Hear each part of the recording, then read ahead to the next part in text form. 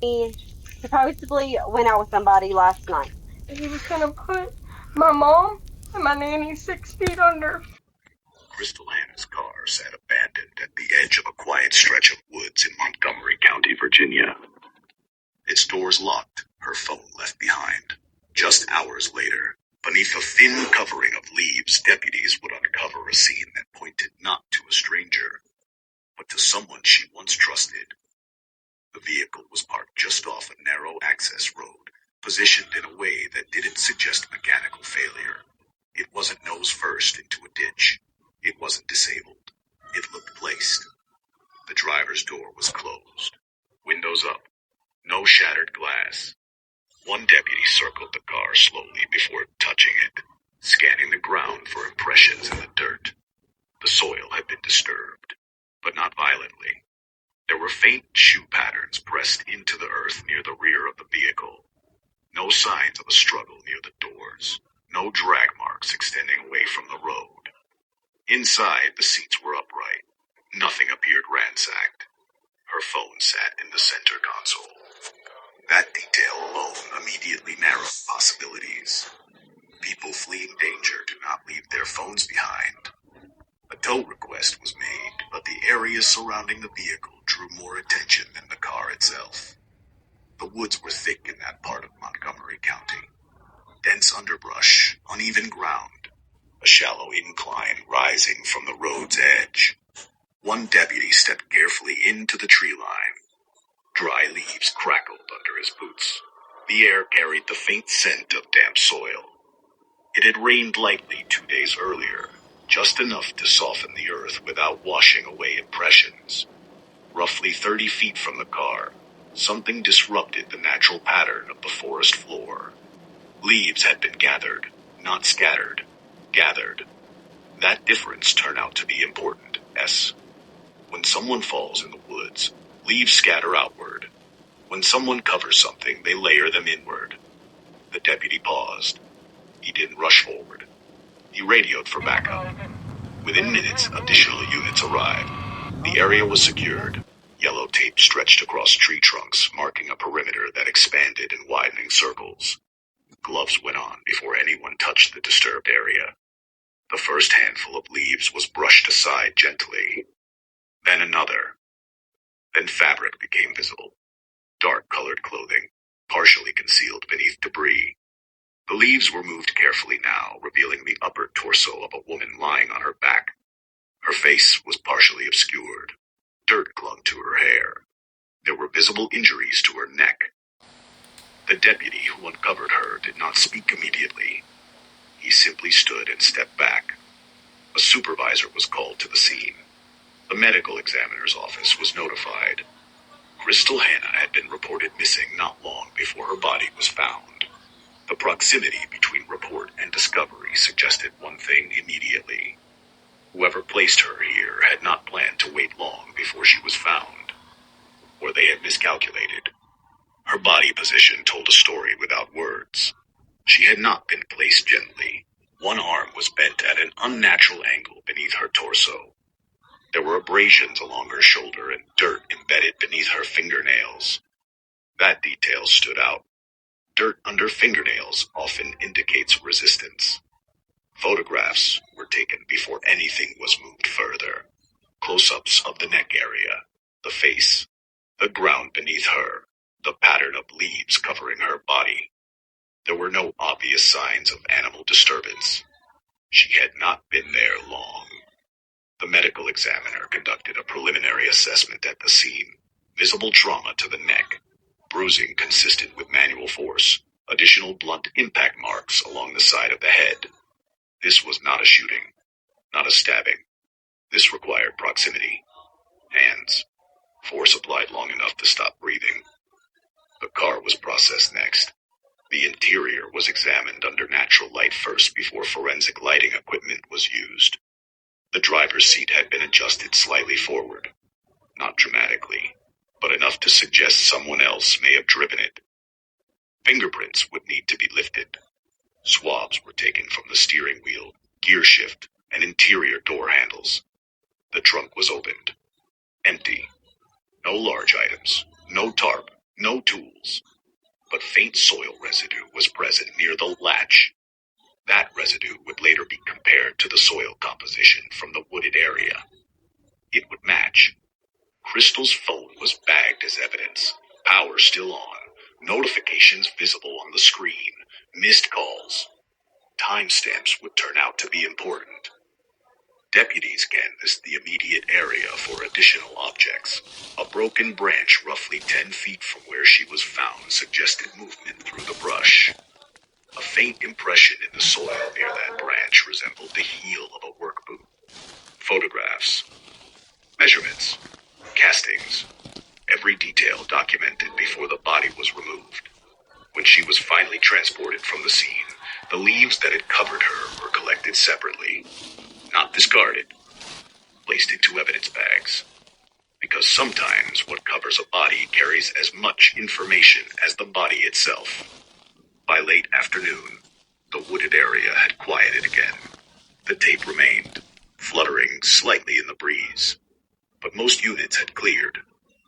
Attention now shifted elsewhere. Crystal had an ex-boyfriend, James Hunter Stallard. His name surfaced quickly once deputies began contacting individuals who had seen her recently. They had argued, more than once, and he had been one of the last known people to see her alive. 2 deputies drove to Stallard's residence that evening.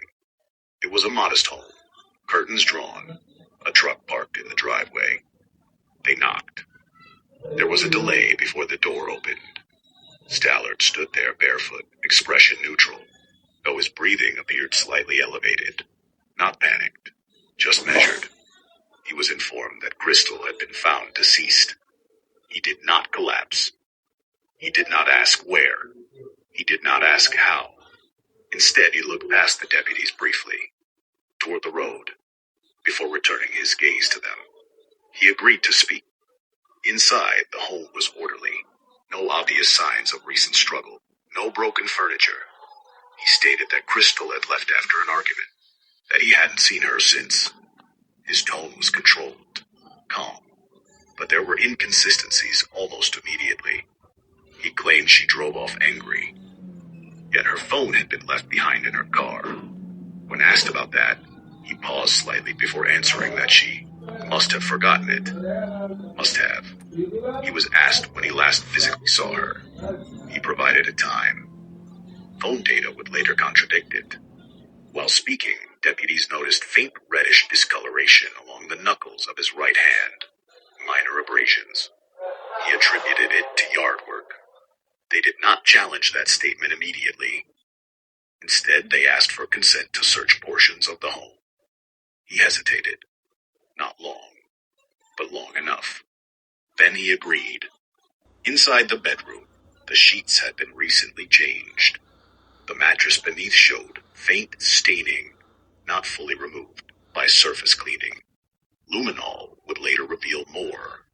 In the bathroom, a damp towel hung over the shower rod, recently used.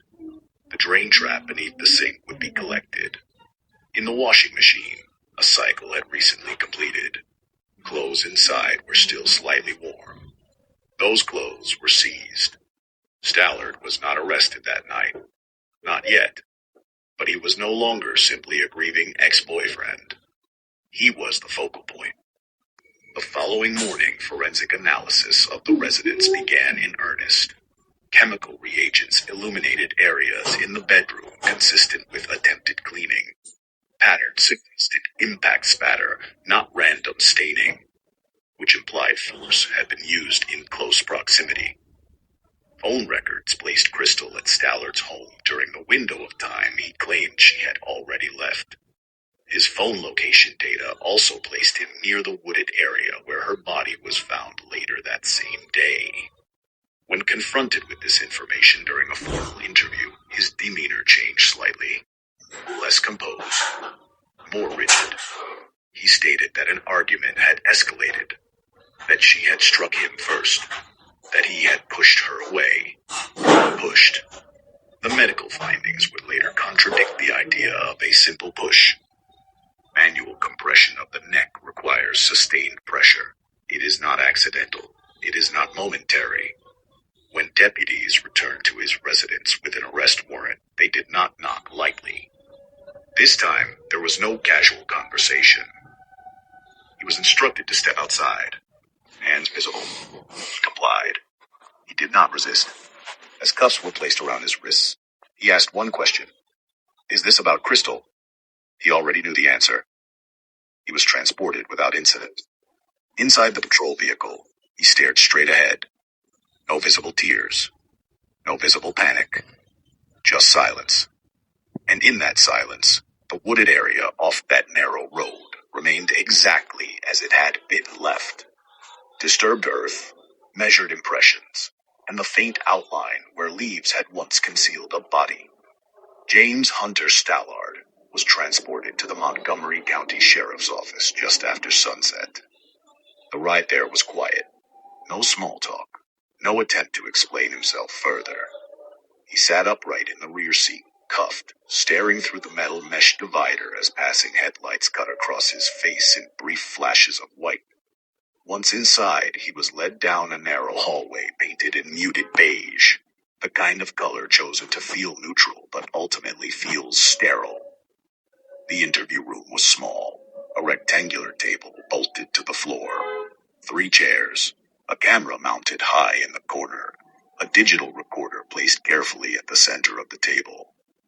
The cuffs were removed. He rubbed his wrists briefly, then folded his hands together. A detective entered carrying a thin folder. No stack of dramatic paperwork, no theatrical presence, just controlled pacing. Stallard was read his rights. He acknowledged that he understood them. He agreed to speak.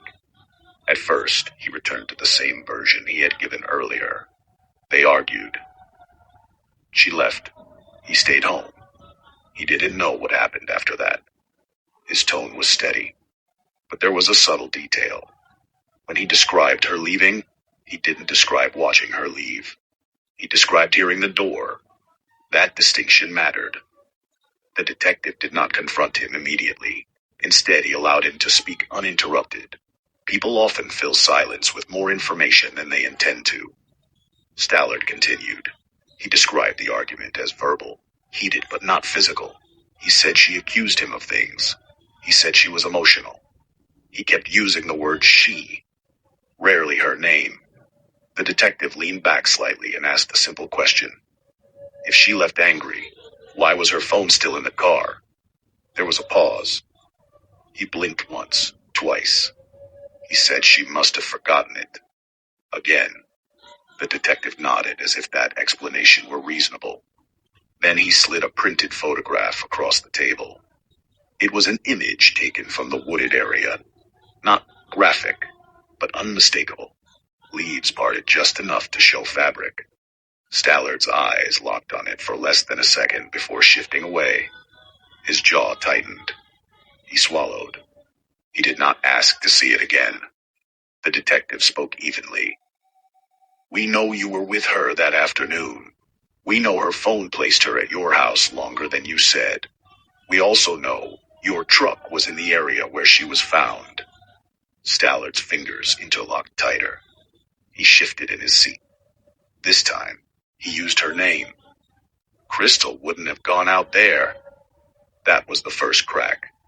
He had previously claimed he didn't know where she went. Now he was speaking as if he knew she didn't choose that location. The detective did not react outwardly. Instead, he placed another photo on the table. An image of Stallard's bedroom under forensic lighting, areas glowing faintly against darkened surroundings. Help me understand this. Stallard looked at it longer this time. His breathing changed. Shallow. Quicker. He leaned back and ran a hand over his face. Then he exhaled. It wasn't supposed to happen like that. The room stayed quiet. He began to speak more freely now. The argument had escalated. She had accused him of betrayal. He said she struck him. He said he reacted. He described grabbing her arms, then her shoulders, then her neck. He said he didn't realize how hard he was squeezing. He said it happened fast. But strangulation does not happen fast. It requires sustained pressure, seconds that feel long, a physical awareness of resistance fading. The detective asked him how long he held her. He didn't answer. Instead, he said, "She stopped moving." He said he panicked. The account that followed was fragmented, but consistent with the evidence collected. He wrapped her in bedding, carried her to her car, drove both vehicles separately, first hers, then returning for his truck, transported her body to the wooded area off the narrow road in Montgomery County, dragged her into the trees, covered her with leaves. When asked why he chose that location, he said it was quiet. That word again, quiet. He described washing his hands repeatedly afterward. He said he cleaned the bedroom. He changed the sheets. He washed the clothes he was wearing. The detective asked why he left her phone in the car. He stared at the table. "I didn't think about it. But leaving the phone behind wasn't forgetfulness. It was an oversight. And oversights expose truth." The confession was recorded in full. He did not cry. He did not ask about consequences.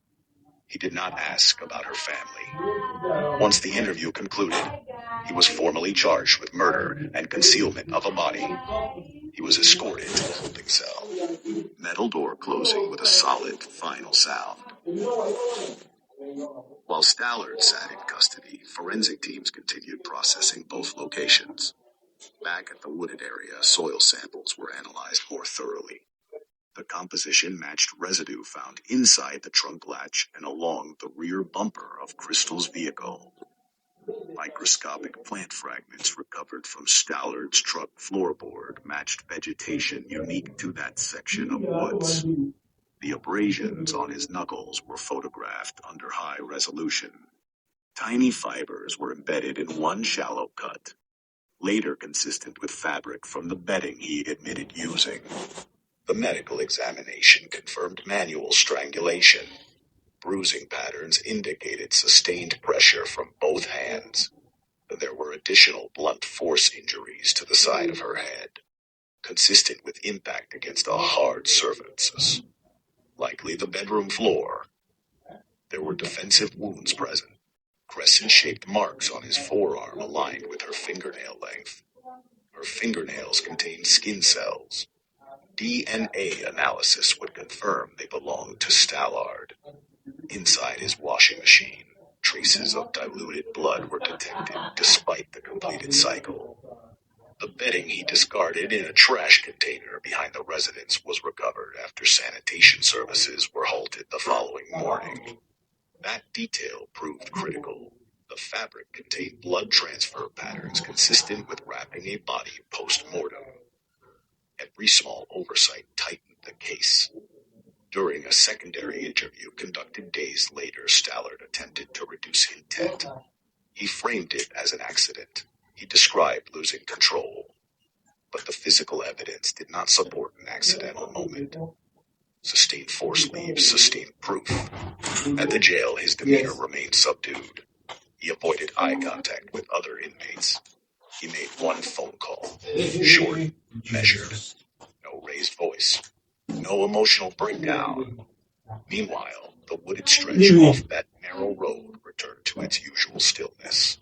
But forensic markers remained in the soil for several days, small numbered flags indicating where impression, no elaborate cover-up spanning years.